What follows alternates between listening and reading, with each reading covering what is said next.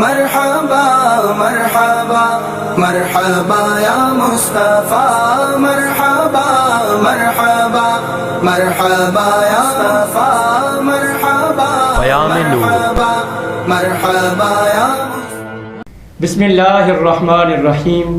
ہو نہ یہ پھول تو بلبل کا ترنم بھی نہ ہو، چمن دہر میں کلیوں کا تبسم بھی نہ ہو نہ یہ ساقی تو میں بھی نہ ہو، خم بھی نہ ہو، بزم توحید بھی دنیا میں نہ ہو، تم بھی نہ ہو، خیمہ افلاق کا استادہ اسی نام سے ہے، نبض ہستی تپش آمادہ اسی نام سے ہے۔ پیام نور کے خوبصورت پروگرام کے ساتھ میں ہوں آپ کا میزبان عبدالشکور جلالی۔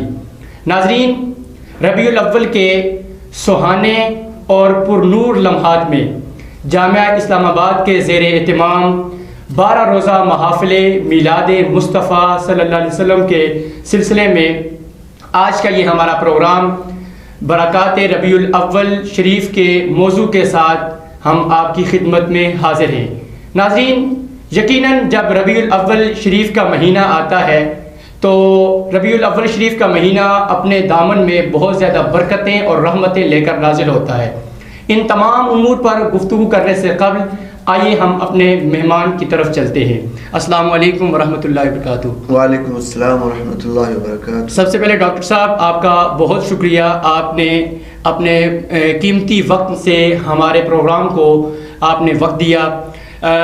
آج کا یہ پروگرام ہمارا برکات ربیع الاول کے اعتبار سے ہے، تو سب سے پہلے ہم ناظرین کے ذہنوں میں جو سوال ابھر رہا ہوگا اسی کی طرف جاتے ہیں کہ ہر طرف میلاد شریف کے گن گائے جا رہے ہیں، دنیا کیا ہر جگہ پر حضور صلی اللہ علیہ وآلہ وسلم کا میلاد منایا جا رہا ہے، بلکہ اگر علامہ اقبال کی زبانی کہہ دوں تو یوں کہوں گا کہ دشت میں دامن کوہسار میں میدان میں ہے، چین کے شہر مراکش کے بیابان میں ہے، چشم اقوام یہ نظارہ ابد تک دیکھے، رفت شان و رفانہ لکا ذکر دیکھے۔ تو ہر جگہ پر گلی ہو، بازار ہو، کوچہ ہو، چوراہا ہو، کسی مقام، کوئی لہجہ، کوئی مقام، کوئی جگہ ایسی خالی نہیں جہاں حسن محمد صلی اللہ علیہ وسلم کے ترانے الاپے نہ جا رہے ہوں۔ تو ڈاکٹر صاحب، آپ سے یہ ہم جاننا چاہیں گے کہ اتنے اخراجات کیے جاتے ہیں، اتنے اہتمام کے ساتھ حضور صلی اللہ علیہ وسلم کا میلاد منایا جاتا ہے، تو آپ سے اس حوالے سے رہنمائی لیں گے کہ دنیاوی اور اخروی اعتبار سے اس کے کیا فوائد و ثمرات ہیں؟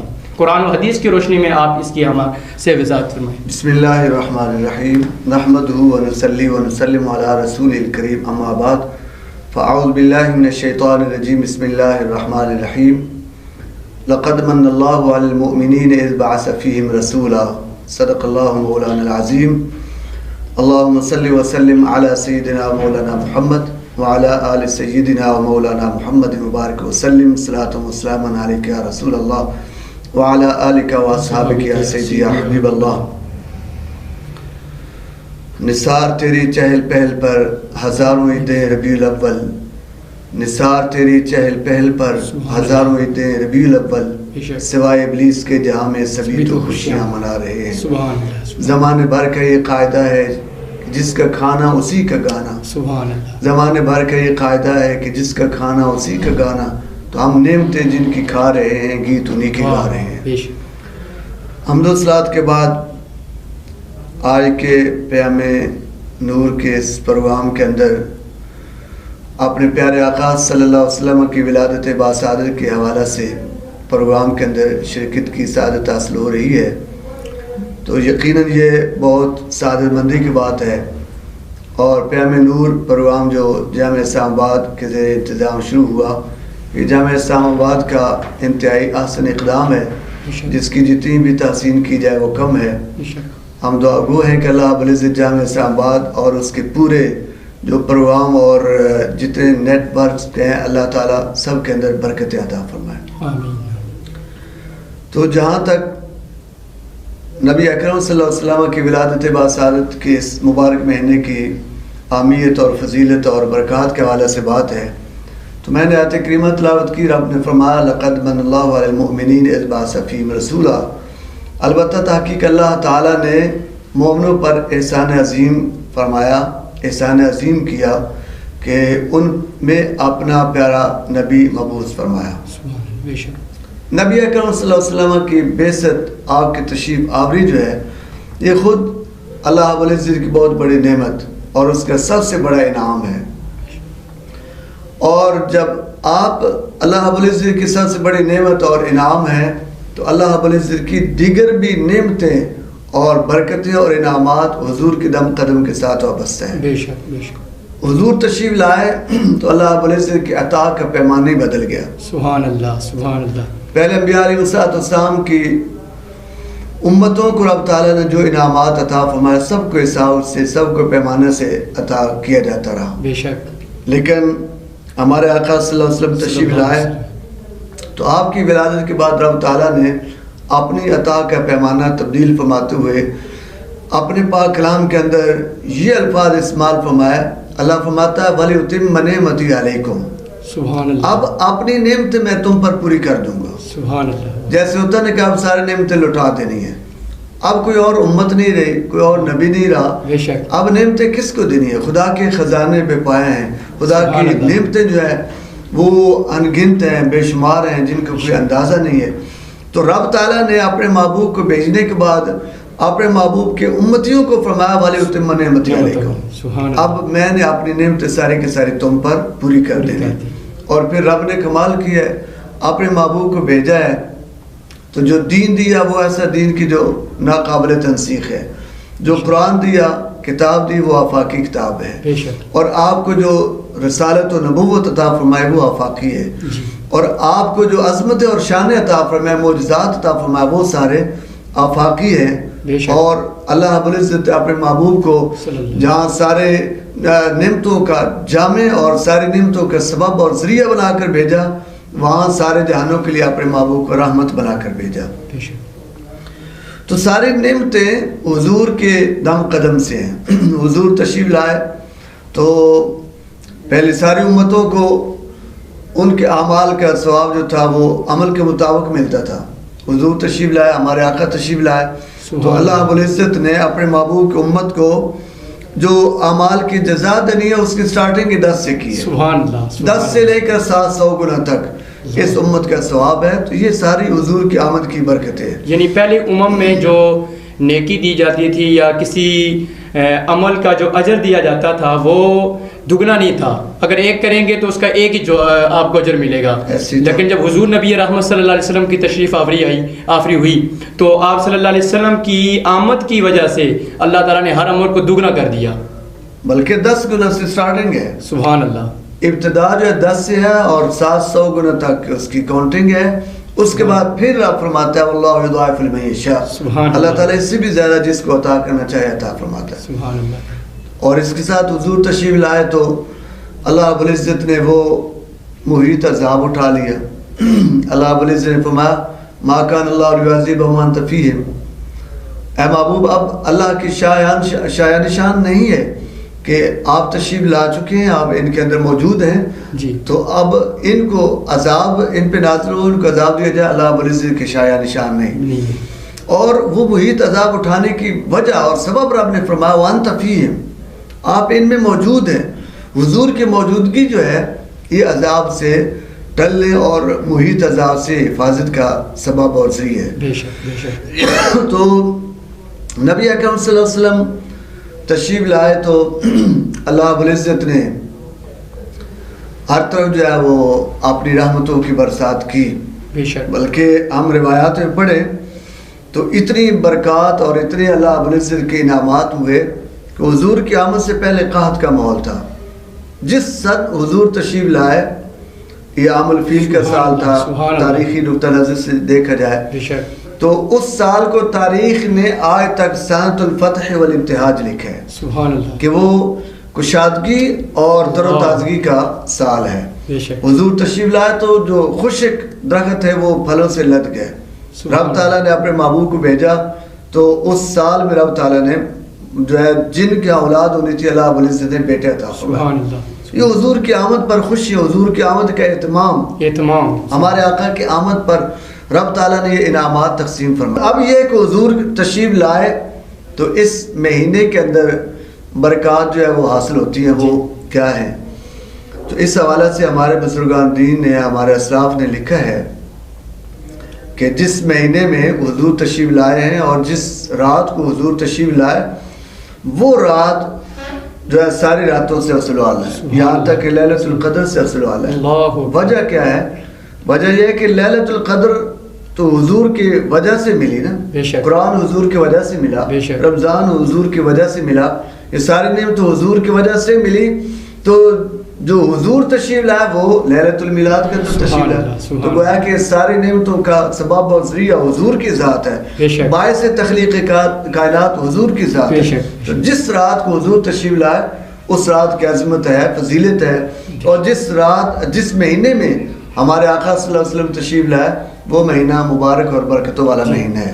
بہت اچھی گفتگو کی ہے برکت و رحمتوں کے اعتبار سے کہ حضور نبی رحمت صلی اللہ علیہ وسلم اس دنیا میں آئے کیا کہ ہر طرف روشنی ہی روشنی، ہر طرف اعمال کا 10 گنا تک بڑھ جانا، اور ہر طرف روشنی، ہر طرف نعمتوں کا عام ہو جانا۔ تو یہ میلاد شریف کی بہت بڑی برکتیں ہیں، بہت بڑی رحمتیں ہیں۔ ڈاکٹر صاحب، ہم آج کے اس پروگرام کی وساطت سے اور ناظرین کے جو خیالات ہیں ان کو آپ کے سامنے ڈسکس کرنے کے لیے آپ کو اس حوالے سے بھی آپ سے رہنمائی لیں گے کہ میلاد شریف کے ذریعے سے کس طرح بارگاہ رسالت صلی اللہ علیہ وسلم کی میں مقبولیت حاصل کی جا سکتی ہے، حضور صلی اللہ علیہ وسلم کی بارگاہ میں رسائی کس طرح حاصل کی جا سکتی ہے میلاد شریف منا کر۔ اس حوالے سے آپ ہماری کچھ رہنمائی فرمائیں۔ اس حوالے سے اگر ہم اپنے اسلاف کا نظریہ اور ان کا عمل دیکھیں تو میلاد شریف نبی اکرم صلی اللہ علیہ وسلم کی بارگاہ میں رسائی اور مقبولیت اور حضور کی بارگاہ میں اپنے عقیدت و محبت کے اظہار کا جو ہے بہت مضبوط ذریعہ ہے، اور اس وجہ سے حضور سید عالم صلی اللہ علیہ وسلم بہت نظر کرم فرماتے ہیں۔ اس کے اندر ایک بات میں عرض کرتا ہوں، صحابہ اکرام کے بھی اقوال اور اعمال موجود ہیں، لیکن میں شارٹ کاٹ قریب بر صغیر کی ایک اہم شخصیت محقق اعلیٰ حضرت شیخ عبدالحق محدث دہلوی رحمۃ اللہ علیہ، جن کا حدیث پاک کا بہت زیادہ کام ہے، اور بر صغیر کے اندر آپ خدمت حدیث کے اندر آپ کا نمایاں نام ہے۔ آپ ہر سال 12 ربیع الاول شریف کو محفل میلاد کے اہتمام کرتے تھے۔ سبحان اللہ۔ تو ایسا ہوا کہ ایک سال آپ کے مرشد گرامی جناب موسیٰ پاک شہید رحمۃ اللہ علیہ آپ حضرت شیخ عبدالحق محدث دہلوی کے پاس آئے اور آ کر فرمانے لگے کہ عبدالحق آپ میلاد شریف کے اہتمام کرتے ہیں، تو اس کے اندر یہ ہے کہ یہ آپ کا عمل جو ہے بارگاہ رسالت میں مقبول ہے۔ سبحان اللہ۔ اور واقعہ بیان کیا کہ مجھے سرکار کی زیارت ہوئی اور آپ نے مجھے فرمایا کہ اے موسیٰ، تمہارے مرید عبدالحق جو ہے وہ میری میلاد کی خوشی کا اہتمام کرتے ہیں، آپ اس میں شریک ہوا کریں۔ اللہ، یعنی حضور نبی رحمت صلی اللہ علیہ وسلم نے میلاد شریف کی محفل میں شرکت کی خود تبلیغ فرمائی اور ترغیب دی اور حکم فرمایا کہ آپ اس میں شرکت کیا کریں، اور فرماتے ہیں کہ اس کے بعد موسیٰ پاک شہید فرماتے ہیں اس کے بعد میں شرکت کرنے لگ گیا، تو یہ محفل سال ہر سال ہوتی رہی۔ تو اس کے بعد حضرت موسیٰ پاک شہید رحمۃ اللہ علیہ فرماتے ہیں کہ اس محفل کی یہ برکت ہے، حضور کی بارگاہ کے میں اس کی رسائی اور مقبولیت کا یہ عالم ہے کہ اس کی برکت سے ہر رات کو مجھے اور عبدالحق محدث دہلوی کو نبی اکرم صلی اللہ علیہ وسلم اپنا دیدار کرتے ہیں۔ سبحان اللہ، سبحان اللہ۔ اور یعنی میلاد رسول صلی اللہ علیہ وسلم کی وجہ سے حضور نبی رحمت صلی اللہ علیہ وسلم نے اتنی شفقت فرما دی، اتنی مہربانی فرما دی کہ ہر روز حضور صلی اللہ علیہ وسلم نے اپنا دیدار فرمایا۔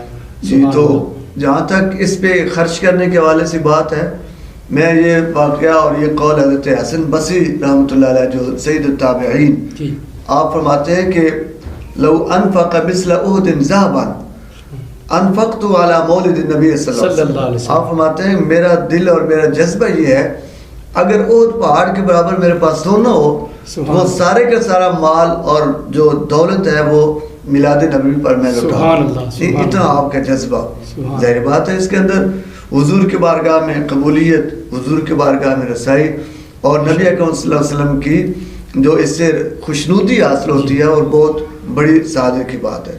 ایک قول میں نے سنا کہ نبی اکرم صلی اللہ علیہ وسلم ایک بزرگ تھے، وہ اہتمام کرتے تھے، تو انہوں نے نبی اکرم صلی اللہ علیہ وسلم کی یہ جو میلاد کا اہتمام تھا، یہ محفل تھی، اس اہتمام تو کرتے تھے، لیکن آپ کے ذہن میں تھا کہ حضور کی بارگاہ میں اس کی قبولیت کہاں تک ہے، حضور کس حد تک اس کو پسند فرماتے ہیں، میرا عمل قابل قبول ہے یا نہیں ہے.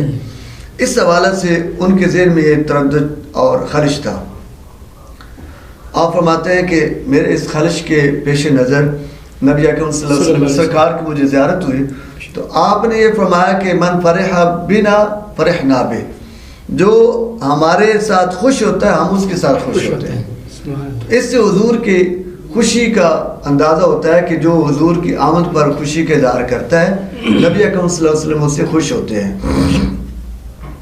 اور ایک بات میرے وجدان اور میرے اپنے جو ایک ذاتی تجزیہ ہے اس میں یہ ہے کہ ایک بندہ آتا ہے، مہمان آ جاتا ہے، بچہ پیدا ہوتا ہے.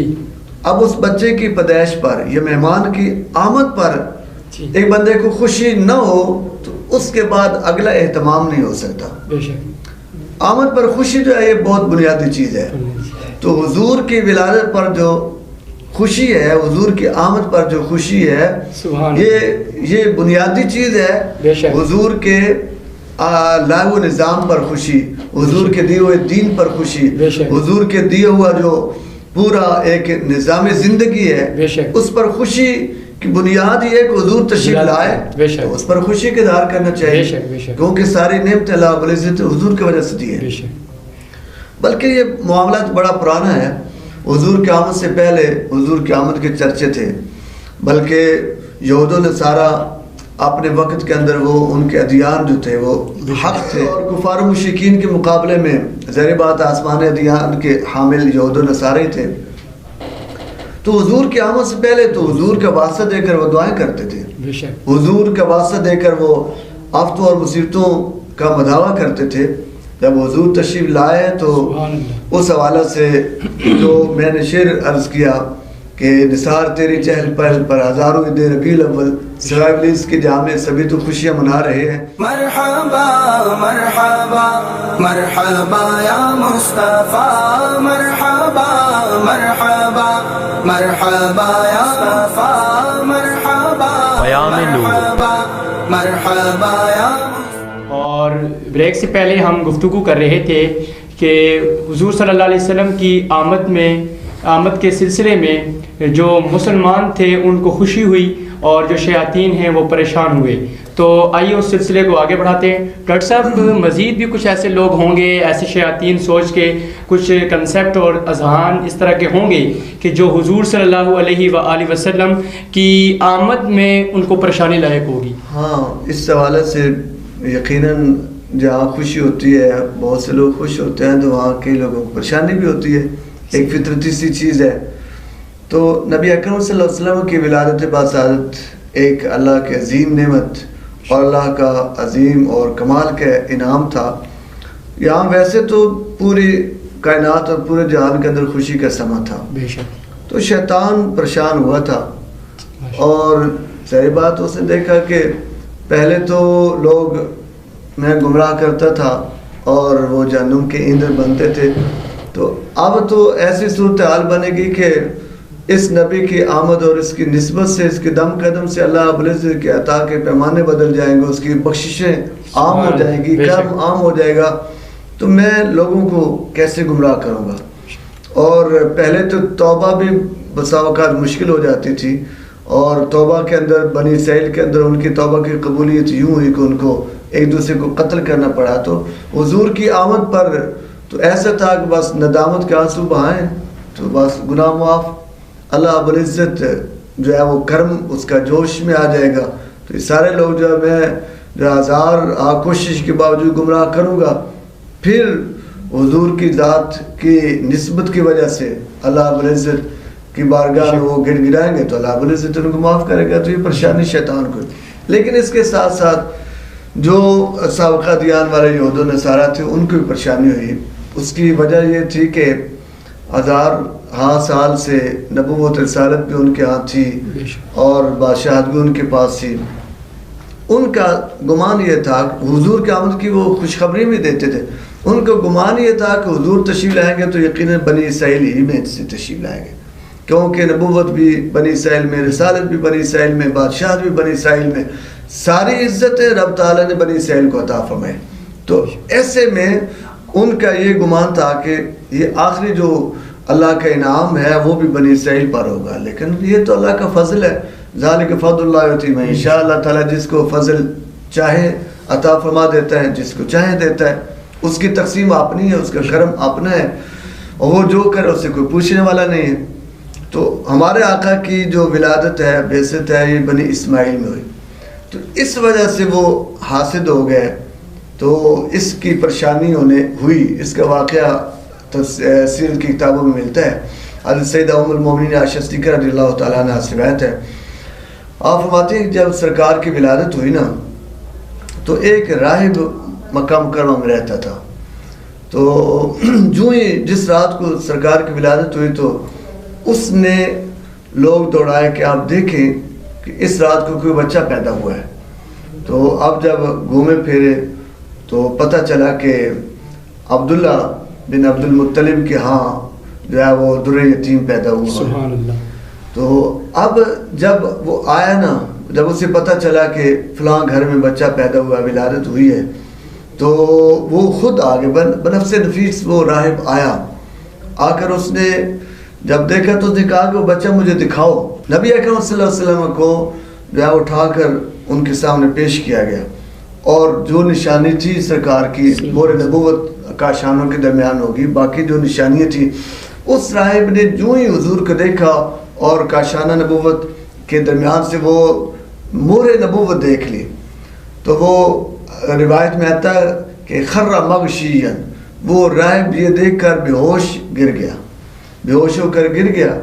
اسے ہوش آیا تو کہنے لگا کہ جو سیادت اور جو شرافت بنی اسرائیل کے پاس ہی وہ ان سے چلی گئی.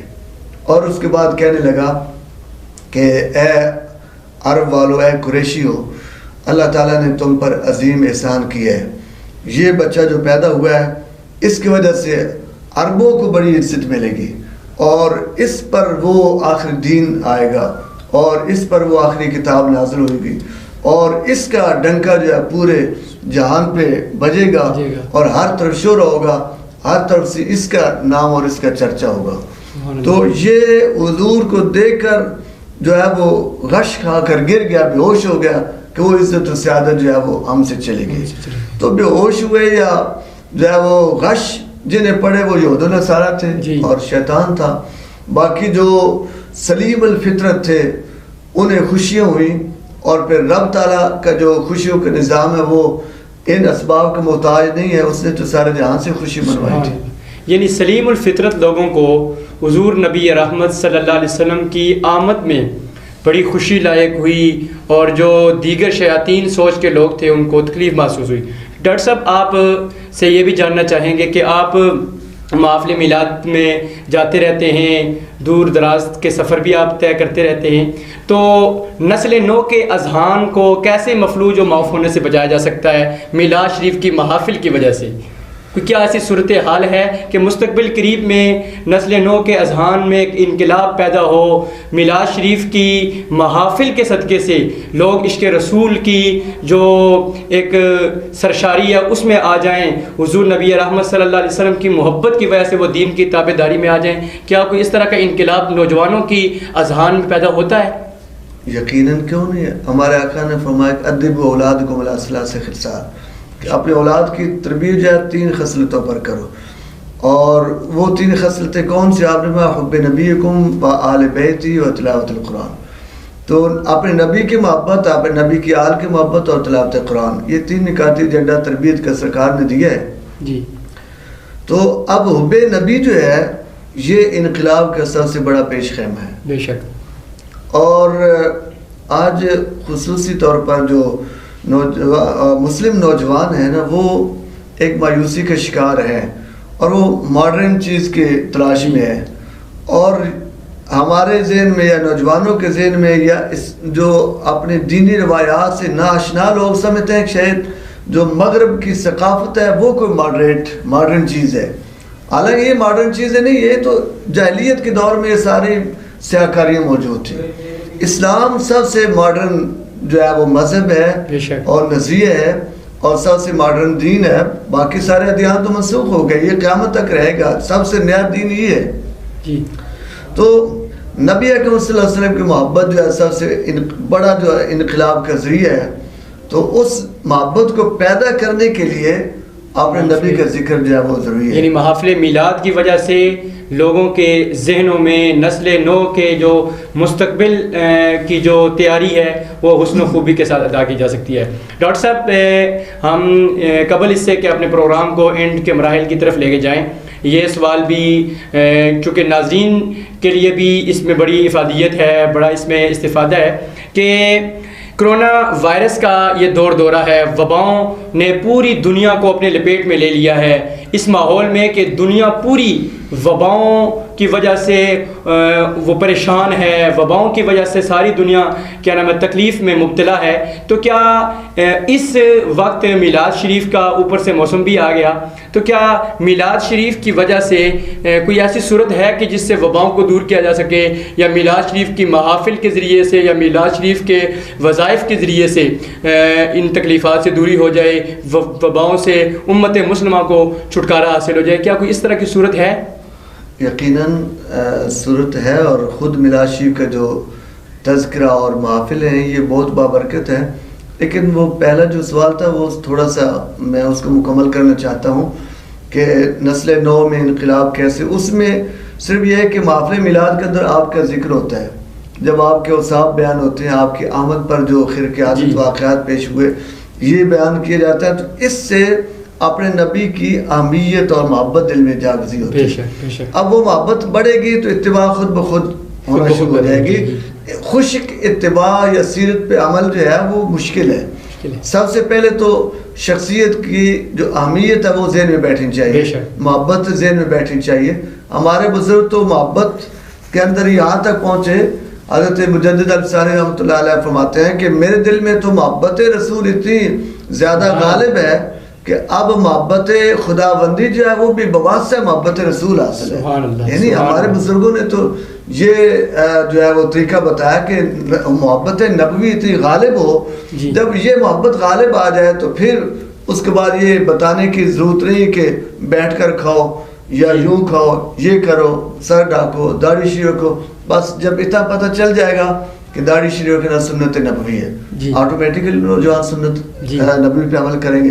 دیگر جو آپ کا طریقہ ہے سرکار کی سنت ہے, نوجوان خوش ہو کر وہ جب دل میں محبت ہوگی آٹومیٹیکلی وہ عمل کرنا شروع ہو جائیں گے. تو یہ محافل میلاد کے ذریعے سے جو ذکر مصطفیٰ ہوتا ہے, تو ذکر مصطفیٰ سے دل کے اندر معرفت ہوتی ہے, اہمیت آتی ہے, اور اس سے پھر جو ہے وہ عمل کرنے کا جذبہ خود بخود پیدا ہوتا ہے. یعنی جب حضور صلی اللہ علیہ وسلم کے محامد, آپ کے تعریف و توصیف کے کمالات جب عوام تک یا لوگوں کے ذہن تک پہنچتے ہیں تو خود بخود پھر وہ شخصیت کا جو رول ہے, اس شخصیت کی جو سیرت ہے اس کے مطابق دل یہ چاہتا ہے کہ اس کے مطابق زندگی بسر کی جائے. اب جو سوال ہمارا تھا وبا کے حوالے سے, تو ماضی کے اندر ہمیں ایسے مواقع ملتے ہیں کہ وباؤں کا دورہ ہوا, وباؤں نے گھیرا کر لیا, تو اس سے پھر امت مسلمہ نے اپنے محبوب آقا کا ذکر کر کے ان وباؤں سے چھٹکارا حاصل کیا.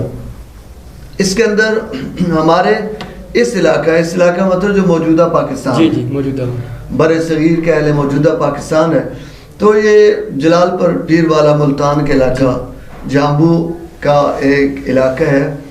اس علاقے کے اندر کچھ عرصہ پہلے یہ وبا جانوروں کے اندر وبا پھیل گئی. ان دنوں میں بھی سندھ کے اندر جانوروں کی وبا آئی نا, تو کروڑوں میں وہ چھتریاں اور کروڑوں میں وہ جو مچھردانیاں لائی گئی, جو قوم کے اتنا خرچہ اس پہ روپیہ پیسہ اس پہ لگا. تو اس دور میں مویشیوں کے اندر کوئی یہ وائرس آ گیا, وبا آ گئی. تو باقی تو جو ویکسین وغیرہ جو بھی علاج معالجہ کرتے رہے, تو وہاں کے ایک بزرگ تھے, ایک صوفی منش تھے, اور ان کا نام تھا حاجی واحد بخش. تو وہ بھی مال مویشی ان کا فارم تھا. انہوں نے ایسا کیا کہ یہ منت مان لی. انہوں نے کہا کہ اگر میرے جانور جو ہے اس بیماری سے بچ گئے تو میں محفل میلاد کا اہتمام کروں گا.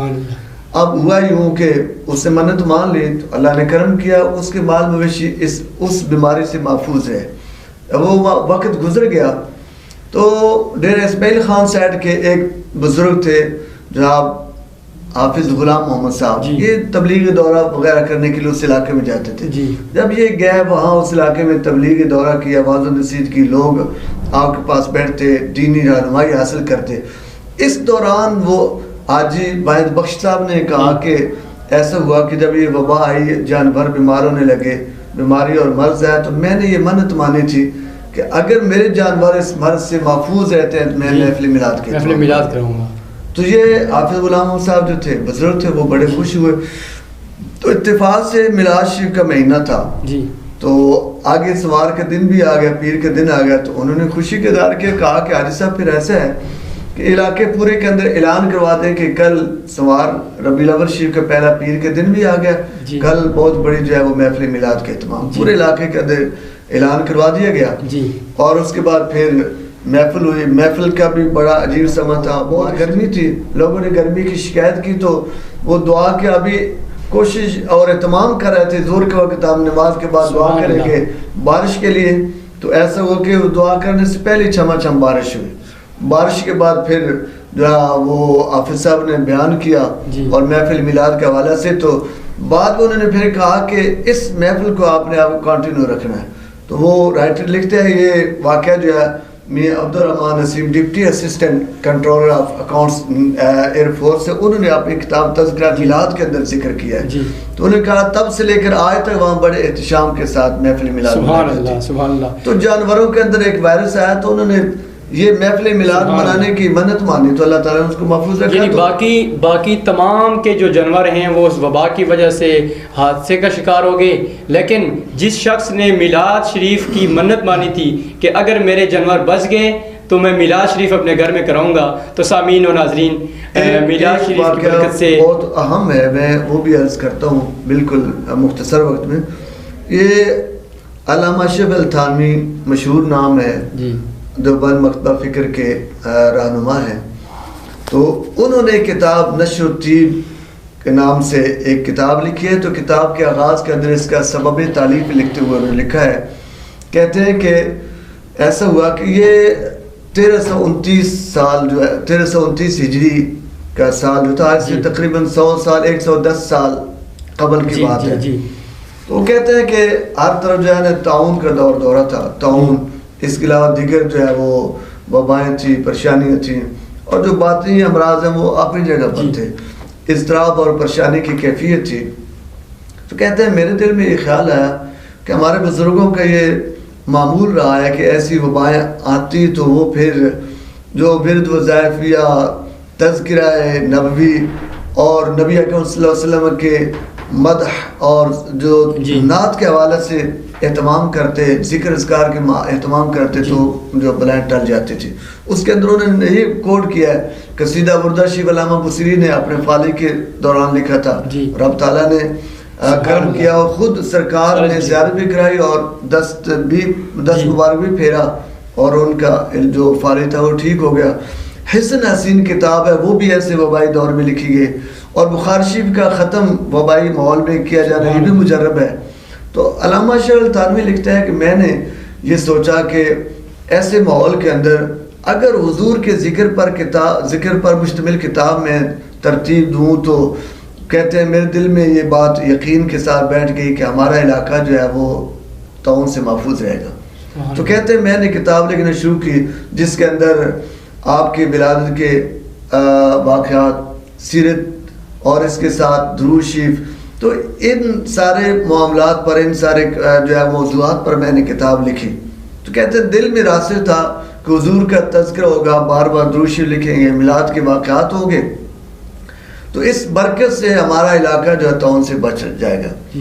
تو کہتے ہیں میں نے کتاب لکھنا شروع کر دی اور مسودہ تیار کر لیا، چھپایا بھی نہیں تھا۔ تو واقعہ یہ ہوا کہ اللہ نے ایسا کرم کیا اور اس ذکر اور کتاب تعریف کرنے کی برکت ہوئی کہ ہمارا پورا علاقہ، پورا قصبہ تعاون سے محفوظ رہا۔ سبحان اللہ۔ اور وہ کوئی 1-2 دن بھی نہیں تھے، پورے 7 مہینے مسلسل یہ طاعون کی وبا اس طرح چلتی رہی، اور جبکہ آج کرونا میں ہمارا 8واں مہینہ جا رہا ہے، پھر یہ سر اٹھا رہا ہے، تو میلاد شریف کا مہینہ آ گیا، تو گھر گھر محفل میلاد کا اہتمام کرنا چاہیے۔ اس سے یقیناً جو ہے وہ ہمیں بیماریوں سے، آفتوں سے چھٹکارا حاصل ہو سکتا ہے۔ اللہ رب العزت ہمیں میلاد کی برکات سمیٹنے کی توفیق عطا۔ تو ناظرین، جس طرح آپ نے سماعت کیا کہ وباؤں کے دور میں، کرونا وائرس کے دور میں اور مشکلات کے دور میں میلاد شریف کی چند حکایات ڈاکٹر صاحب نے بیان کی کہ میلاد شریف کرانے کی وجہ سے انسان کو تکلیفوں سے چھٹکارا ہوتا ہے، وباؤں سے دوری ہوتی ہے، اور اللہ تعالیٰ اپنے خصوصی لطف و کرم سے انسان کو نوازتا ہے۔ میں اپنے اس پروگرام کے اختتام پر ایک ہی وہ کلام کا چند الفاظ آپ کے سامنے ذکر کروں گا۔ یقیناً حضور صلی اللہ علیہ وسلم کا نام نامی، اسم گرامی جو ہے وہی تمام مشکلات کا حل ہے، تمام مصیبتوں کا حل میرے رسول صلی اللہ علیہ وسلم کا ایک نام نامی اسم گرامی ہے کہ میخانہ سہارا دیتا ہے نہ جام سہارا دیتا ہے، ہم کو تو مدینے والے کا ایک نام سہارا دیتا ہے۔ مرحبا مرحبا مرحبا یا مصطفیٰ، مرحبا مرحبا مرحبا یا مصطفیٰ، مرحبا مرحبا مرحبا یا